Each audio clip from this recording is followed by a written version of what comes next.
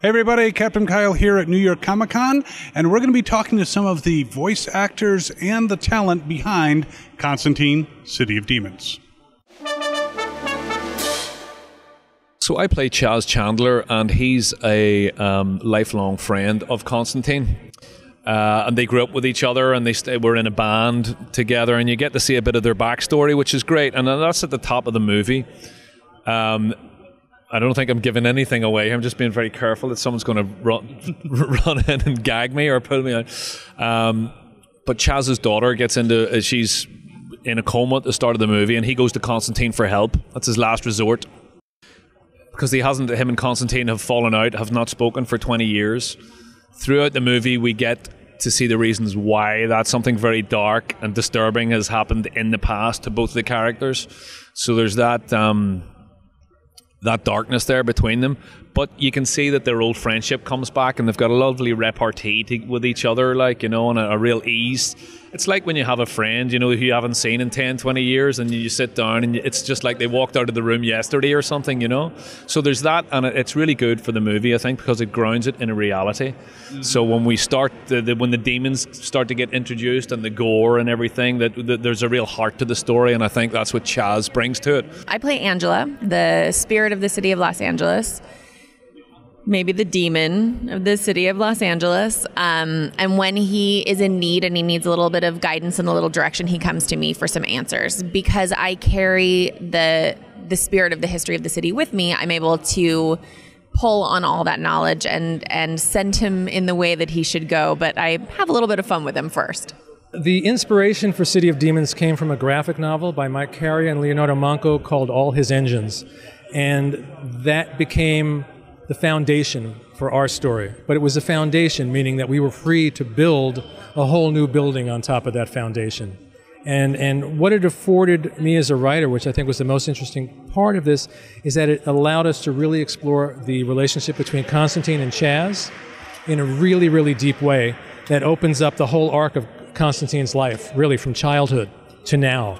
So that we really got to peel apart John's psyche and look into him and explore that character in new ways. And that, as a writer, there's nothing better, you know? This you can consider probably the ultimate origin story of how he became the Constantine we all know. Because we do go to his past 18 years ago to find out what actually caused what he did or what he let loose on the world that created this version of him that's a heavy drinker and smoker and miserable all around.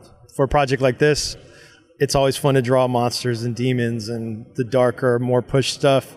Night Nurse is pretty cool.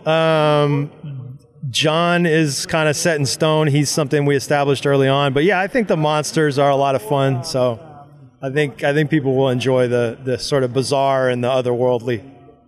If it's truthful to the character, and if it's not too hard at all to find that emotion, you know? If the thing flows properly, if the relationships are there, if the emotions are there, it's quite easy, you know, to get into that space. And that was definitely the case with this. I mean, JM's a wonderful writer, and the character was there from the first page to the last page, you know? And as I say, the relationship with Constantine is just so beautiful and truthful, and you just believe it. So that was actually quite easy. The fun thing about the Constantine world is that there isn't a lot of voice to put on. From the beginning, we were working on a really grounded, really human world, because what makes the supernatural side of the world feel more real is keeping it really human. And I know that sounds contradictory, but because we weren't asked to come in and do a big crazy voice or do some wild thing, when you watch it, it's much easier to be pulled in and to be really affected by this powerful story that's being told, because it feels really grounded and human while you're seeing this big supernatural space. What was really fun is that I didn't have to be a good girl, and that I usually have to do.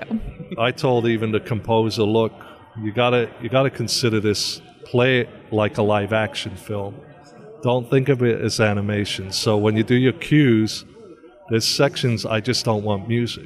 Just play it straight. Let the guys talk, do their thing. I don't want to have background music and so that's where I feel we're kind of hitting it a little bit more where this feels it could be a live action film.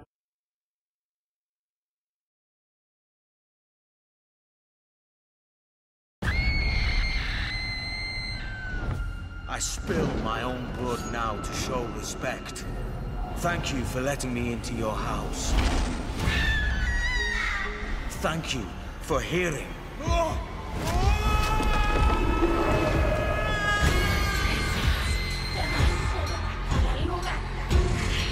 I've been keeping tabs on you, Constantine. And I've been keeping innocent little Trish. Bastard! Where is she? She's somewhere in the bowels of hell, screaming your name. I want my little girl, and if anyone can get her back, it's you. Lovely. You have no idea what's out there.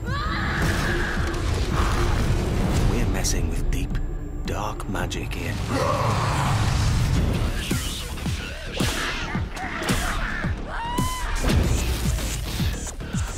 This could destroy my city. I need your demons to fight these demons. I'm gonna need a weapon. Remember what you said about sacrificing anything for Trish? Did you mean it? Yes! If there's one thing I've learned over the years, is that there are no happy endings. There never are. There's always a price to pay.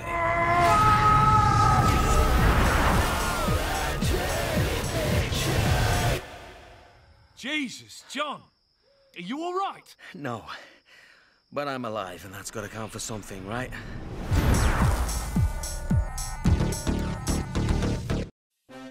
Thanks for watching all the way to the end. You can subscribe here to subscribe to the channel. There's more videos off to the left. Mr. J says don't forget to ring that bell button for more notifications.